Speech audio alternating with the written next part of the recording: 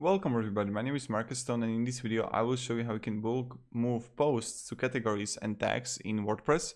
So let's start. So the first thing you want to do is just click on posts. It's really simple. Then just click here on title, and what you can do, like if you want to have it on all your posts, you want to click here on screen options, number of items per page, just write it to 999, okay, because it's going to be a default or like 50 or something. And when you click on the title, just click here on edit and apply, and you're gonna see it here, bulk edit, and you're gonna see categories here, and you just want to click, I don't know, street stories or freshness, right? And then when you got it, just click update.